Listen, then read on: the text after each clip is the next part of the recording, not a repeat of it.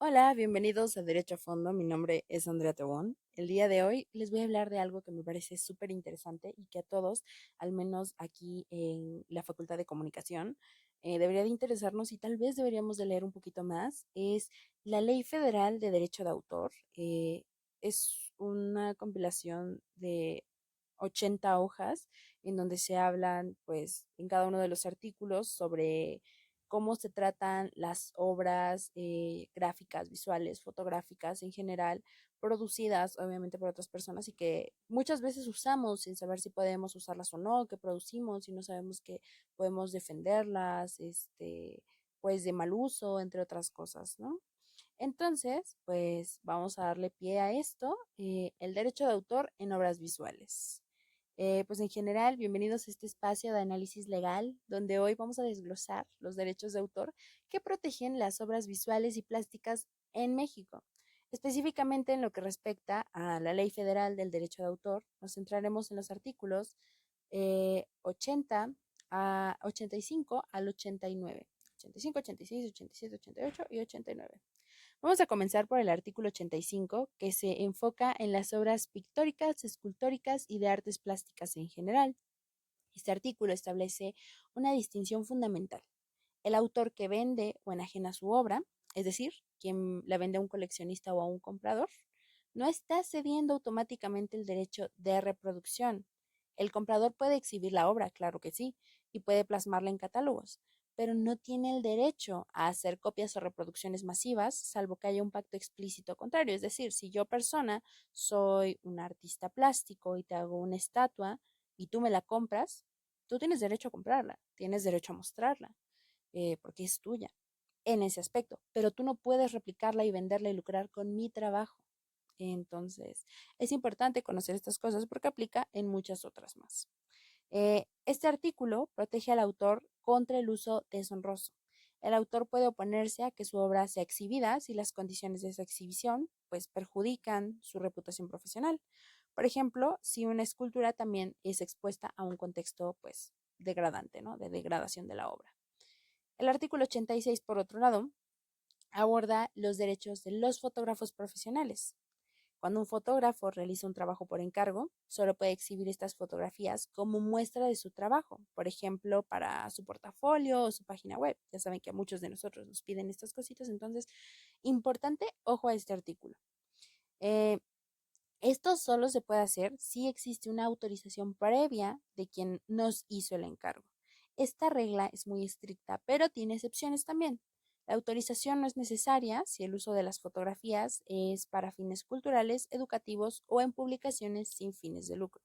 Es decir, la ley prioriza el beneficio social o la educación sobre la protección comercial estricta en casos muy específicos. El artículo 87 trata un tema muy sensible, el retrato de las personas, em, el dato biométrico. Este es un derecho que protege la imagen personal. El retrato de una persona solo puede ser usado o publicado si existe un consentimiento expreso. Si la persona, en otro sentido, ya falleció, deben dar la autorización sus representantes o los titulares de los derechos correspondientes. En otra ocasión, yo recuerdo haber mencionado que los derechos son inalienables, es decir, nosotros nacemos con ellos, incluso morimos y seguimos teniendo derechos, y esta es una de esas tantas leyes que aplica justamente incluso después de que nosotros ya no estamos con vida. Importante ojito ahí. En este sentido, la ley añade un punto clave sobre la revocación. La persona que otorgó el permiso para usar su retrato puede revocarlo, pero si lo hace debe responder por los daños y perjuicios que esa revocación pudiera ocasionar a nosotros como fotógrafos, por ejemplo, especialmente si el retrato ya estaba integrado en una campaña publicitaria, por ejemplo. Ahora, si una persona recibe un pago por dejarse retratar, se presume que ha dado el consentimiento para que la foto se use y sea difundida. En este caso, no tiene derecho a revocarlo siempre que el uso se mantenga dentro de los términos y fines pactados. ¿Se acuerdan de los términos y condiciones? Pues aquí aplican. Existen dos excepciones específicas en donde no se necesita dar un consentimiento.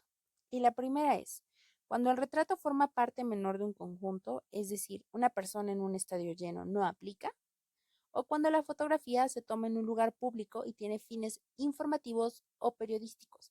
Para aquellos que quieren andar peleando porque ya salieron por aquí o por allá, porque andaban pasando, pues hay que leer las leyes. Finalmente, los derechos de la persona retratada pues duran 50 años después de su fallecimiento. Wow. El artículo 88 establece una norma general para cómo se reproducen obras visuales, salvo que se acuerde pues lo contrario, ¿no? El derecho es exclusivo, más bien el derecho exclusivo que tiene el autor para reproducir su obra, ya sea una obra pictórica, fotográfica, gráfica, escultórica, etcétera, etcétera, etcétera. No incluye el derecho a reproducirla en cualquier tipo de artículo o para la promoción comercial de este. Vamos a ejemplos sencillos de la separación de derechos del artículo 85 al 88. Imaginemos que un artista vende una pintura original a un coleccionista. En el contexto del artículo 85, el coleccionista puede colgar la pintura en su casa sin problemas. Puede incluirla en una foto en su catálogo de colección, pero lo que no puede hacer es imprimir 1000 copias de la obra para venderlas en pósters sin permiso del autor de la obra. Otro ejemplo aplicable es en el artículo 88. El derecho de este artista para reproducir la pintura tampoco incluye por defecto el derecho de reproducirla en camisetas, en tazas, en fundas de celular, en pósters, en cualquier otra cosa. O sea, que creo que es bastante común que llegamos a ver todo el tiempo. Si el coleccionista quisiera usar la imagen de la pintura que compró para estamparla en una camiseta y venderla, necesitaría un permiso específico otorgado por este pintor, este autor, llamado licencia. Eh, para poder reproducirla, como idealmente generar también un acuerdo específico para ese uso comercial. Pero en este caso, si no hay una licencia, pues está violando la ley. Si hay una licencia de por medio, todo es legal y puede justamente plasmar esta misma obra dentro de diferentes artículos para su pues, comercio. Eh, Veamos el artículo 89, ya estamos llegando al último. Y en este, ¿qué nos habla? Se define lo que viene siendo la obra gráfica o la obra fotográfica en serie. Es aquella que resulta de la elaboración de varias copias a partir de una hecha por el autor. Pensemos en una serie de grabados hechos con una misma plancha o una edición limitada de impresiones fotográficas firmadas. Todas estas provienen de una matriz original creada por el autor o el artista y están destinadas a ser una serie, pero esta está limitada o numerada, es decir, solo hay cierta cantidad de productos de esta misma.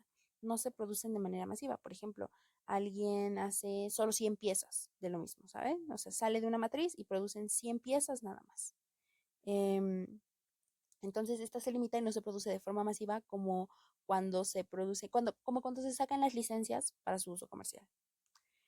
Comprender cómo funcionan todos estos artículos es importante para cualquier persona que cree o que comparta el arte visual, o quien lo compre también. Esto con el fin de asegurar que se respeten los derechos morales de la persona que lo crea, del artista, y las facultades de uso del adquiriente. En general, como hemos visto en cada una de estas clases, es importante conocer cómo aplicamos el derecho y es interesante ver cómo en cada cosa que nos rodea dentro de nuestra cotidianeidad está presente el derecho. Conocerlo nos evita un montón de problemas y también nos ayuda para saber cómo podemos protegernos en caso de que nuestros derechos estén siendo violentados. Esto fue Derecho a Fondo, yo soy Andrea Tobón y gracias por escuchar.